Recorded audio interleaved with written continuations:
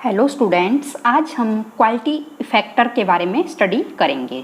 Student, topic का नाम है क्वालिटी फैक्टर या इसको आप Q factor of resonance circuit.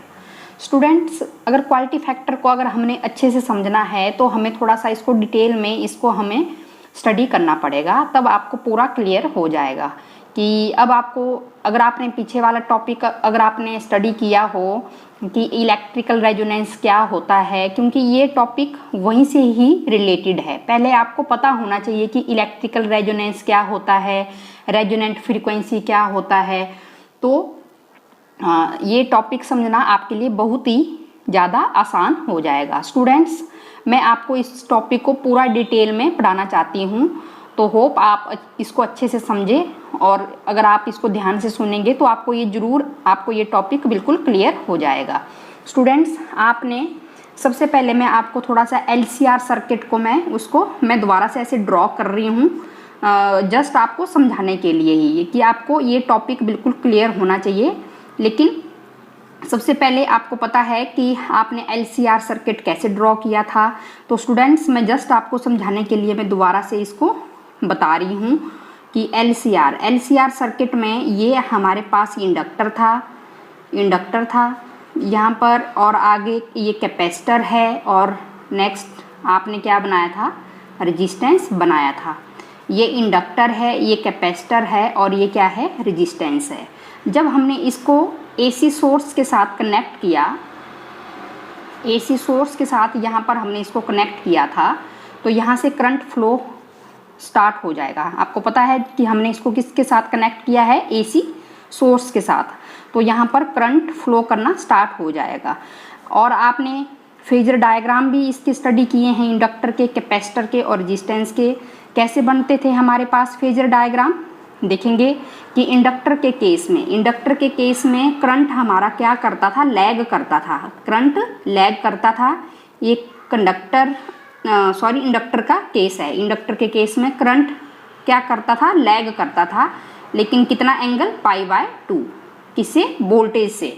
और कैपेसिटर के केस में हमें पता है कि करंट क्या करता है, लीड करता है वोल्टेज के कंपैरिजन में, कितना एंगल, 90 डिग्री। और रेजिस्टेंस के केस में करंट और वोल्टेज दोनों किस में थे, ये फेज में, इन फेज। यहाँ पर फेज एंगल कितना था, 0। कोई यहाँ पर फेज एंगल क्या है, 0 है, कोई एंगल फॉर्म नहीं होगा कि इन फेज, फाई इज 0 इसमें, रेजिस्टेंस के केस में। तो यहाँ पर हम डायग्राम बता रहे हैं कि इंडक्टर के केस में मैंने ये पोटेंशियल डिफरेंस लिया है VL, आप चाहे EL भी ले सकते हैं, उसमें ऐसा कोई प्रॉब्लम नहीं है। मैं इधर क्या ले रही हूँ, वोल्टेज को मैंने VL ले लिया है। इंडक्टर के केस में मैंने बताया कि करंट क्या करता था, लैग करता था, तभी मैंने इसको नीचे लिया और वोल्टेज को ऊपर लिया। और यहाँ पर कैपेसिटर के केस में करंट क्या करता था, लीड करता था वोल्टेज के कंपैरिजन में। अब कैपेसिटर की बात है तो मैं C भी लिख रही हूँ कि कैपेसिटर की हम बात कर रहे हैं। और रेजिस्टेंस के केस में वोल्टेज और करंट दोनों किस में थे, ये फेज में थे। हमने क्या करना, इन तीनों फेजर जो डायग्राम हमने यहाँ पर ड्रॉ किए हैं, इनको हमने कंबाइन कर देना है। जब हम इनको कंबाइन कर देते हैं तो हमारे पास डायग्राम इस तरह बनता है। ये आपके पास डायग्राम बनेगा कि सपोज कि अगर जो वैल्यू है, voltage in inductor is greater than voltage in capacitor, ठीक है। पोटेंशियल की जो वैल्यू है इंडक्टर में वो ज़्यादा है किसके कंपैरिजन में, कैपेसिटर से। तो मैंने बताया था कि VL हम ऐसे ले लेंगे और VC इसको हम नीचे ले लेंगे। इन डायग्राम को अगर हम कंबाइन कर रहे हैं तो VL की डायरेक्शन ऊपर को है, VC की नीचे को है। और करंट हमें पता है तीनों की डायरेक्शन में इसी तरफ करंट आपका आ रहा है, और ये वोल्टेज इन रेजिस्टेंस। और ये भी हमें पता है कि इंडक्टर के केस में करंट 90 डिग्री क्या कर रहा है, लैग कर रहा है, और कैपेसिटर के केस में करंट 90 डिग्री क्या कर रहा है, लीड कर रहा है। तो ये 90 डिग्री, तो ये भी आपका पास 90 डिग्री, टोटल ये 180 डिग्री होगा। तो अब स्टूडेंट्स, आपको पता होना चाहिए कि हमने यहाँ पर एक कंडीशन अप्लाई करना है कि इलेक्ट्रिकल रेजोनेंस क्या होता है। स्टूडेंट्स, इलेक्ट्रिकल रेजोनेंस हमने पीछे आपने स्टडी किया है, पीछे मैंने इलेक्ट्रिकल रेजोनेंस में भी यही चीज़ मैंने क्लियर की है, लेकिन अगर जिन स्टूडेंट्स ने वो टॉपिक नहीं देखा है तो वो यहाँ पर भी इस टॉपिक को समझ सकते हैं। हमें पता है कि इंडक्टर के केस में जैसे हम फॉर एग्जांपल के लिए मैं ओम्स लॉ की वैल्यू लिख रही हूँ, तो ओम्स लॉ आपको पता है V is directly proportional to I, कि जो आपका पोटेंशियल होता है उसकी वैल्यू करंट के डायरेक्टली प्रोपोर्शनल होती है, और आप इसको एज इट इज लिखते हैं RI। हमें पता है ओम्स लॉ हम ऐसे लिखते हैं, लेकिन इंडक्टर के केस में आपने वही चीज़ लिखनी है, ओम्स लॉ ही हम यहाँ पर लिख रहे हैं इंडक्टर के केस में भी, लेकिन यहाँ पर करंट तो I है, लेकिन जो रजिस्टेंस हमने कितना लिया था XL। अगर आपने पीछे टॉपिक अगर आपने अच्छे से आपने स्टडी किया है डिटेल में, तो आपको पता है कि इंडक्टर के केस में हम रजिस्टेंस क्या लेते हैं, XL लेते हैं, और कैपेसिटर के केस में यही आपके पास क्या आ जाएगा IXC। अब कंडीशन क्या अप्लाई करते हैं स्टूडेंट्स हम, कि एक यहाँ पर ऐसी कंडीशन आएगी कि उस केस में क्या होगा, जो वोल्टेज इंडक्टर में उसकी वैल्यू इक्वल हो जाएगी वोल्टेज इन कैपेसिटर। जब हम यहाँ पर इन दोनों की वैल्यू को इक्वल ले लेते हैं VL is equal to VC, तो यहाँ पर जो potential difference in inductor is equal to potential difference in capacitor, जब इन दोनों की वैल्यू इक्वल होगी तो आपको पता है IXL is equal to IXC के बराबर आ जाएगा। तो I से I कैंसिल हो जाएगा और XL की वैल्यू किसके बराबर हो जाएगी, XC के बराबर। तो ये हमें पता है। तो इलेक्ट्रिकल रेजोनेंस क्या होता था, इलेक्ट्रिकल रेजोनेंस होता है आपके पास कि एक इलेक्ट्रिकल रेजोनेंस में आपको पता होना चाहिए कि आपने जो LCR जो सर्किट आपने सीरीज में कनेक्ट किया है, तो यहाँ पर हम क्या करते हैं, सर्किट में से क्या होगा, मैक्सिमम करंट फ्लो होगा किसी पर्टिकुलर फ्रीक्वेंसी पर। जब हमने इसको अल्टरनेटिंग सोर्स के साथ क्या किया है, कनेक्ट किया है, लेकिन उस केस में क्या होगा कि जो कैपेसिटिव जो रिएक्टेंस होगा उसकी वैल्यू इक्वल होगी इंडक्टिव रिएक्टेंस के बराबर, क्योंकि XC क्या है आपके पास, ये है रिएक्टेंस की वैल्यू है, मतलब रेजिस्टेंस की वैल्यू है कैपेसिटर के केस में। तो इसको हम क्या नाम देते हैं, इसको हम बताते हैं कैपेसिटिव रिएक्टेंस। और XL क्या है, ये इंडक्टिव रिएक्टेंस है। इंडक्टर के केस में क्या है, रेजिस्टेंस।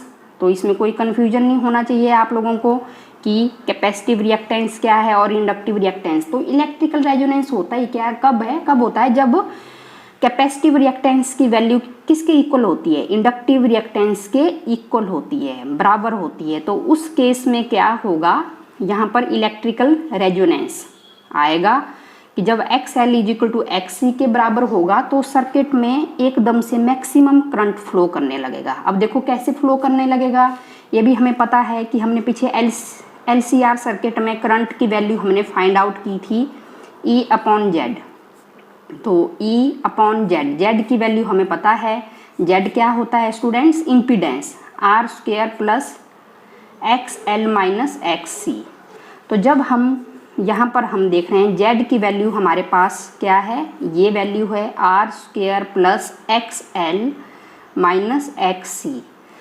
तो कंडीशन हम अप्लाई कर रहे हैं कि जब इंडक्टिव रिएक्टेंस की वैल्यू कैपेसिटिव रिएक्टेंस के बराबर है तो इंडक्टर की वैल्यू किसके बराबर आ जाएगी, यहाँ पर R² प्लस 0 और √R², स्क्वायर से ये आप कैंसिल कर देंगे तो इम्पीडेंस की वैल्यू किसके बराबर आ रही है, रेजिस्टेंस के बराबर। तो इम्पीडेंस क्या है, एक तरह से क्या है, रेजिस्टेंस ही है LCR सर्किट में, कि जो total opposition offered by the inductor capacitor and resistance to the flow of AC is known as impedance. This Z is impedance.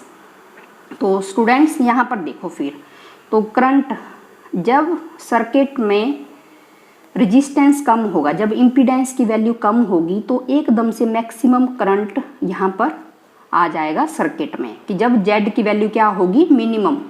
हमें पता है कि जब Z की वैल्यू मिनिमम होगी रेजिस्टेंस, जब सर्किट में कम होगा तो करंट क्या होगा, मैक्सिमम होगा। तो ये हमने स्टडी किया है पीछे वाले टॉपिक में भी कि इलेक्ट्रिकल रेजोनेंस क्या होता है।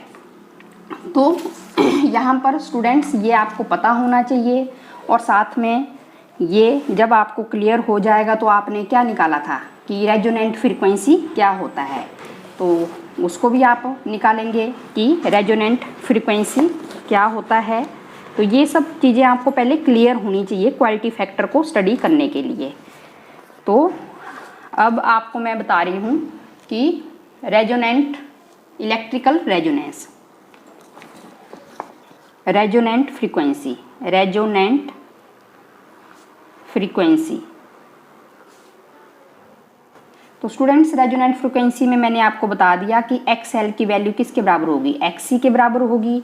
और आपको पता ही है कि इंडक्टिव जो रिएक्टेंस की जो वैल्यू होती है वो किसके बराबर होती है, L ओमेगा, और XC की वैल्यू 1/C ओमेगा। और यहाँ से ओमेगा आप मल्टीप्लाई कर देंगे और नीचे आ जाएगा LC, और ओमेगा को मैं ऐसे भी लिख सकते हैं √LC। और साथ में आपको ये भी पता है कि ओमेगा की वैल्यू 2π/μ0 आप लिख सकते हैं √LC। तो यहाँ से रेजोनेंट जो फ्रीक्वेंसी है उसकी वैल्यू आएगी 1/2π√LC। ये वैल्यू क्या है, resonant frequency. This is your resonant frequency.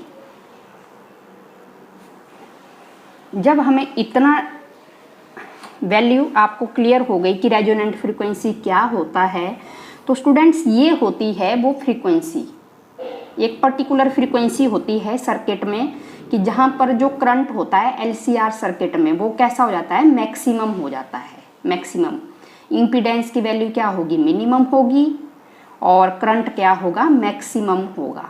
अब हमने क्वालिटी फैक्टर को समझने के लिए हमें एक रेडियो का एग्जाम्पल हम लेते हैं कि क्वालिटी फैक्टर, रेडियो तो सभी के घरों में होते हैं, टेलीविज़न भी सभी के घर में होते हैं। तो हमें स्टूडेंट्स हमें पता है कि जब भी हम क्या करते हैं, अपने रेडियो को हम सेट करते हैं, जैसे हमने क्या करना है, कुछ म्यूजिक सुनना है, न्यूज़ सुनना है, कुछ भी हमने देखना है, कुछ भी अगर आप रेडियो यूज़ कर रहे हैं तो हम क्या करते हैं, एक पर्टिकुलर फ्रीक्वेंसी पर हम अपने रेडियो को की ट्यूनिंग करते हैं। ट्यूनिंग मतलब जहाँ पर हमें क्या कर रहा है, जो म्यूजिक अगर हम सुन रहे हैं तो हमें बिल्कुल क्लियर आवाज़ आ रही है, या तो हम न्यूज़ सुन रहे हैं तब भी हमें कैसी आवाज़ सुनाई पड़ रही है, बिल्कुल क्लियर आवाज़। तो हम रेडियो को क्या करते हैं, ट्यून करते हैं कि हम एक पर्टिकुलर फ्रीक्वेंसी पर उसको क्या करते हैं, सेलेक्ट करते हैं। और जब सेलेक्ट करते हैं तो हम फिर उसका आप न्यूज़ भी सुन सकते हैं, और न्यूज़ भी आप सुन सकते हैं, ठीक है, और म्यूजिक भी आप सुन सकते हैं। लेकिन वो होगा कुछ ही स्टेशन पर कुछ स्टेशंस पर हमें क्या होगा, जैसे वॉइस ना ऐसे मिक्स फॉर्म में सुनाई पड़ती है। तो ऐसा क्यों होता है कि मिक्स, हमें वहाँ पर न्यूज़ भी सुनाई पड़ रही होगी और साथ में क्या होगा, गाने भी सुनाई पड़ रहे होंगे, पर हमें पूरा क्लियर आवाज़ नहीं सुनाई पड़ेगी। तो इस टर्म को हमने ग्राफ की हेल्प से हम इसको स्टडी करेंगे कि ऐसा क्यों होता है, क्यों होता है। और क्वालिटी फैक्टर की वैल्यू भी हमने निकालनी है कि अब हम इसको ग्राफ की हेल्प से समझेंगे कि जहाँ पर हमें वॉइस बहुत अधिक क्लियर सुनाई पड़ रही है तो क्यों सुनाई पड़ रही है एक्चुअली में। तो ये आपको स्टूडेंट्स, तो आपको मैं बता रही थी कि रेजोनेंट फ्रीक्वेंसी क्या होता है। आपने वैल्यू फाइंड आउट की थी μ0 1/2π√LC कि एक पर्टिकुलर फ्रीक्वेंसी μ0 पर क्या होगा, करंट LCR सर्किट में क्या हो जाएगा, मैक्सिमम हो जाएगा, जब Z की वैल्यू, इम्पीडेंस की वैल्यू क्या होगी, मिनिमम होगी। तो यहाँ पर क्वालिटी फैक्टर को समझने के लिए हमने एक एग्जाम्पल हमने लिया था, रेडियो का एग्जाम्पल लिया था कि हम जब भी हमने कोई म्यूजिक सुनना है रेडियो की हेल्प से या न्यूज़ सुननी है तो हम क्या करते हैं, अपनी रेडियो को हम ट्यून करते हैं। हम इसको रेडियो को क्या करते हैं, एक पर्टिकुलर फ्रीक्वेंसी पर क्या करते हैं, सेट करते हैं कि जहाँ पर हमें वॉइस क्या सुनाई पड़े, बिल्कुल क्लियर सुनाई पड़े, ठीक है। कि ऐसा नहीं है कि कई जगह आप जब रेडियो को ट्यूनिंग कर रहे होते हैं तो हमें मिक्स जैसे न्यूज भी सुनाई पड़ रही है, म्यूजिक भी सुनाई पड़ रहा है, तो क्लियर वॉइस नहीं आती है, एक तरह से नॉइज़ आपको सुनाई पड़ता है। तो वो पर्टिकुलर फ्रीक्वेंसी कौन सी होती है कि वहाँ पर जो हमें क्लियर आवाज़ सुनाई पड़ रही है वो क्यों सुनाई पड़ रही है, इसके पीछे क्या रीज़न है, तो इसको हम with the help of graph हम स्टडी करेंगे। तो मैंने यहाँ पर ये वैल्यू ली है कि मान लो इसी एग्जाम्पल को समझने के लिए मैंने 50 मेगाहर्ट्ज़ से लेकर 60 मेगाहर्ट्ज़ तक हमने अपने रेडियो को क्या करना है, ट्यून करना है। आपने देखना है कि इस रेंज में कहाँ तक किस जगह पर आपको बिल्कुल क्लियर वॉइस आपको सुनाई पड़ रही है, कि जो क्वालिटी फैक्टर की वैल्यू है, जो क्वालिटी है वो कहाँ पर आपको अच्छी सुनाई पड़ रही है। जैसे कि यहाँ पर अब आपको पता है कि 50 से लेकर 55 तक कैसी कैसी वैल्यूज़ आएंगी, 51 आएगी, 52 आएगी, 53 आएगी, 54 आएगी, फिर 55 मेगाहर्ट्ज़। अब स्टूडेंट्स जैसे मैं यही बात करती हूँ कि मैं इस फ्रीक्वेंसी रेंज की बात करती हूँ, जैसे मैं 55 मेगाहर्ट्ज़ की मैं बात कर रही हूँ कि हमने यहाँ पर अपने रेडियो को क्या कर दिया है, ट्यून कर दिया है। कि जब हमने क्या करना है, ग्राफ को ड्रॉ करना है, ग्राफ को हम जब ड्रॉ करेंगे तो ये आपके पास क्या रहेगा, फ्रीक्वेंसी रेंज रहेगी और यहाँ पर ये करंट की वैल्यू आएगी। तो स्टूडेंट्स क्या होगा कि जो 55 जो मेगाहर्ट्ज़ है, यहाँ पर हमें बिल्कुल क्लियर वॉइस सुनाई पड़ रही है। तो यहाँ पर ये वो फ्रीक्वेंसी है जो जिसको हम रेजोनेंट फ्रीक्वेंसी हम बताते हैं म्यू नॉट। यहाँ पर क्या होगा, इस पर्टिकुलर फ्रीक्वेंसी पर जो करंट होगा वो सर्किट में क्या हो जाएगा, मैक्सिमम हो जाएगा। तो यहाँ पर जो कर्व है वो इस तरह बन रहा है, जैसे यूं करके ऐसे पीक शार्प कर्व बन रहा है इसी फ्रीक्वेंसी रेंज पर, रेजोनेंट फ्रीक्वेंसी पर यहाँ पर।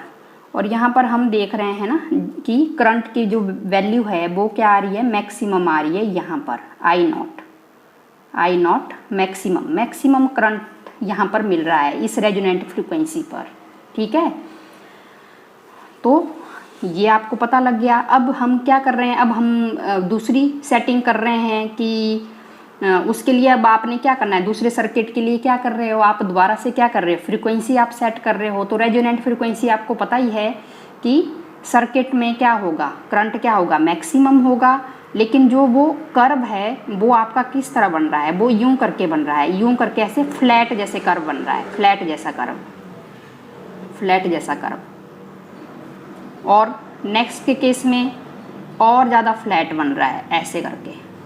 तो ये वाला जो कर्व है वो हमारा बिल्कुल शार्प बन रहा है, बिल्कुल शार्प कर्व बन रहा है। और यहाँ पर देखो जो करंट की वैल्यू है वो क्या है, मैक्सिमम आ रही है। अब देखो जैसे सेकंड वाले कर्व में आप देख रहे हैं यहाँ फ्लैट जैसा कर्व बन रहा है। जैसे कि ये तो मैंने बता दिया कि रेजोनेंट फ्रीक्वेंसी है कि जब सर्किट में क्या है, मैक्सिमम करंट है। इसके लिए भी मैक्सिमम करंट, लेकिन मैक्सिमम करंट की वैल्यू कहाँ आ रही है, यहाँ पर आ रही है। इसका पीक पॉइंट तो ये आ रहा है आई नॉट यहाँ पर। और साथ में आप देख रहे हैं कि अगर मैं फ्रीक्वेंसी म्यू1 की बात करूँ यहाँ इसी कर्व में और म्यू2 की बात करूँ तो ये वाली जो फ्रीक्वेंसी है म्यू1 और म्यू2 ये भी सेम ही करंट क्या कर रही हैं, रिसीव कर रही हैं, आई नॉट ये भी सेम ही करंट क्या कर रही हैं, रिसीव कर रही हैं। तो यहाँ पर हमें जो साउंड होगा वो क्लियर नहीं सुनाई पड़ेगा। सेम इसी फ्रीक्वेंसी रेंज में भी सेम वही करंट क्या हो रहा है, फ्लो हो रहा है ना। तो उस केस में भी क्या होगा, जो मिक्स साउंड आपको सुनाई पड़ेगा, कि आपको कभी न्यूज भी सुनाई पड़ रही है और म्यूजिक भी सुनाई पड़ रहा है।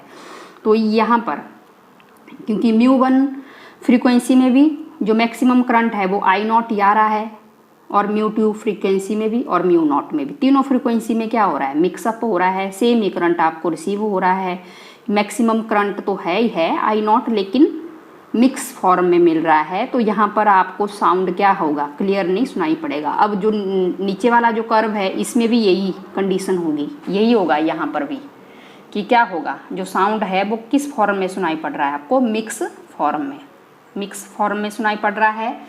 और तो किसी एक पर्टिकुलर फ्रीक्वेंसी पर जब करंट की वैल्यू हमें मैक्सिमम मिल रही है तो उस फ्रीक्वेंसी को ही हम क्या बोलते हैं, रेजोनेंट फ्रीक्वेंसी बोलते हैं। ठीक है, तो यहाँ पर मैंने आपको बता दिया कि जो म्यू1 और म्यू2 है वहाँ पर भी हमें नियरली क्या है, सेम ही करंट मिल रहा है। तो यहाँ पर हमें क्या होगा, मिक्स आवाज़ें सुनाई पड़ेंगी। ठीक है, कि मिक्स जो स्टेशन है वो क्या हो रहे हैं, मिक्सअप हो रही है, वहाँ पर जो साउंड है नॉइज जैसा सुनाई पड़ेगा, ठीक है। तो न्यूज और जो सॉन्ग है वो मिक्स फॉर्म में सुनाई पड़ेंगे, क्योंकि करंट की वैल्यू क्या आ रही है, इस फ्रिक्वेंसी के लिए भी वही आ रही है और इसके लिए भी। अब नीचे वाले कर्व में हमारे लिए ये इसका पीक वैल्यू ये है, यहाँ पर करंट है, तो फ्लैट जैसा कर्व यहाँ पर भी बन रहा है। तो फ्लैट जैसे कर्व में जो करंट म्यू नॉट में मिल रहा है वही म्यू वन में मिल रहा है, वही म्यू टू में मिल रहा है। तो यहाँ पर भी क्या होगा, मिक्स ही आवाज़ें आपको सुनाई पड़ेगी। तो अब स्टूडेंट्स आपको पता लग गया होगा कि किसी, जबकि इस वाले कर्व में देखो शार्प कर्व हमें मिल रहा है, यहाँ पर म्यू नॉट पर ही हमें मैक्सिमम करंट मिल रहा है। तो यहाँ पर जो आवाज़ आपको सुनाई पड़ेगी वो बिल्कुल क्लियर वॉइस आपको सुनाई पड़ेगी, इस रेंज पर क्लियर वॉइस सुनाई पड़ेगी। चाहे आप म्यूजिक सुन लो, चाहे आप न्यूज़ सुन लो, जो भी आपने सुनना है। तो कैसा कर्व बन रहा है, एक शार्प कर्व, ठीक है। तो इसकी क्वालिटी क्या रहेगी, बेटर रहेगी। तो अब क्वालिटी फैक्टर क्या होता है, इसका हम डेरिवेशन कर लेते हैं। तो स्टूडेंट्स मैंने इसको थोड़ा सा, ये टॉपिक थोड़ा लंबा हो जाएगा, लेकिन ये आपको अच्छे से क्लियर आ जाएगा कि क्या होता है क्वालिटी फैक्टर। तो क्वालिटी फैक्टर इसको आपने Q से डिनोट करना है। तो यहाँ पर क्या होगा, वोल्टेज अक्रॉस L और divided by voltage across R। तो आप वोल्टेज अक्रॉस L भी ले सकते हो, इंडक्टर भी ले सकते हो और कैपेसिटर भी ले सकते हो। दोनों चीज़ें आप यहाँ पर ले सकते हो, L और C। तो दोनों की हेल्प से हमने इसको सॉल्व कर देनी है क्वालिटी फैक्टर की वैल्यू। तो अब आपको पता ही है VL की वैल्यू कितनी होती है, IXL, और VR की वैल्यू कितनी होती है, IR। तो यहाँ पर क्वालिटी फैक्टर में आपने लिख देना है, यहाँ पर VL और यहाँ पर रेजिस्टेंस के केस में कितनी वैल्यू होगी, IR। तो इसको मैं IXL लिख रही हूँ और यहाँ IR। तो I से I क्या हो जाएगा, कैंसिल हो जाएगा। तो क्वालिटी फैक्टर की वैल्यू आ जाएगी XL/R।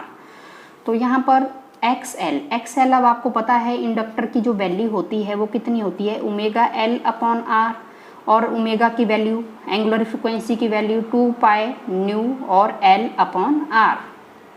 तो अब आपको पता है कि ये जो म्यू है, this one is resonant frequency की वैल्यू हमने ऊपर निकाली है 1/2π√LC। तो क्वालिटी फैक्टर में आपने यहाँ पर वैल्यू पुट कर देनी है 2π/R इंटू म्यू की जगह आपने 1/2π√LC और इंटू L। 2π से 2π कैंसिल कर देंगे और यहाँ पर ये वैल्यू 1/R और ऊपर L आ गया, नीचे √LC। इसको हम ऐसे भी लिख सकते हैं 1/R, ऊपर इसको स्क्वायर और अंडरूट हम कर रहे हैं LC, ताकि हम इसको कंबाइन कर दें 1/R। इसको हम कंबाइन में जब लिखेंगे तो इसको ऐसे लिख देंगे, L स्क्वायर अंडरूट को कंबाइन कर देंगे LC, L से L कैंसिल हो जाएगा और 1/R√LC। तो ये क्वालिटी फैक्टर की वैल्यू आ गई आपके पास 1/R√LC, ठीक है। Voltage across L। तो आपने निकाल दी क्वालिटी फैक्टर की वैल्यू। तो सेम आपने कैसे निकालनी है, सेम आप कैपेसिटर के लिए भी कर लीजिए। तो वहाँ पर भी क्वालिटी फैक्टर की वैल्यू सेम ही आ जाएगी, Q = यही आएगी 1/R√LC। तो वहाँ पर भी आपके पास यही वैल्यू आने वाली है। तो स्टूडेंट्स क्वालिटी फैक्टर को समझाने के लिए मैंने इसके लिए ये डिटेल में मैंने इसको समझाया है आपको, कि ताकि आपको ये पूरा क्लियर हो जाए कि रेजोनेंट फ्रीक्वेंसी क्या होता है, इलेक्ट्रिकल रेजोनेंस कब आता है, ठीक है। कि जब इंडक्टिव रिएक्टेंस की वैल्यू कैपेसिटिव रिएक्टेंस के बराबर हो जाती है तो उस केस में क्या होता है, जो Z की वैल्यू होती है वो मिनिमम हो जाती है और करंट की वैल्यू क्या हो जाती है, मैक्सिमम हो जाती है। तो ये क्वालिटी फैक्टर को समझने के लिए हमने एक एग्जाम्पल रेडियो का भी लिया कि एक पर्टिकुलर फ्रीक्वेंसी ऐसी होगी कि जहाँ पर हमें मैक्सिमम करंट क्या होगा, रिसीव होगा सर्किट में। तो जब मैक्सिमम करंट की वैल्यू हमें सर्किट में मिलेगी तो वहाँ पर जो वॉइस होगी वो बिल्कुल क्लियर हमें सुनाई पड़ेगी। तो ये हमने क्वालिटी फैक्टर के बारे में स्टडी किया। अब जैसे आपने यहाँ पर ये इंडक्टर का केस किया, वैसे ही हम कैसे कर सकते हैं इसको, अगर कैपेसिटर के केस में भी आप क्या कर सकते हो, इसको सेम क्वालिटी फैक्टर निकाल सकते हैं। Voltage across C divided by voltage across R।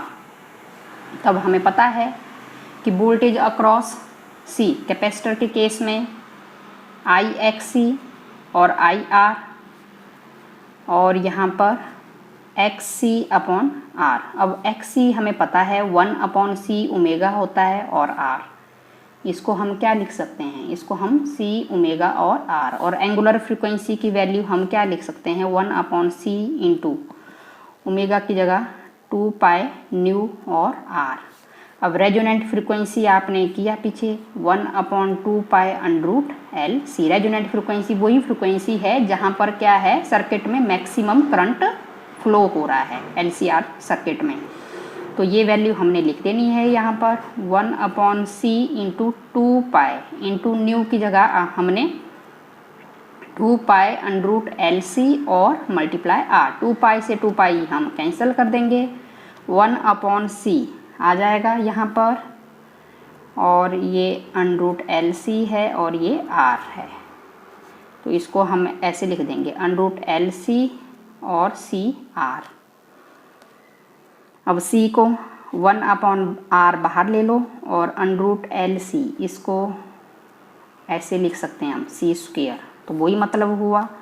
अब अंडरूट को हमने कंबाइन कर देना है, तो LC/C², C से C कैंसिल कर दो, तो ये आपके पास आ जाएगा अंडरूट L/C। तो क्वालिटी फैक्टर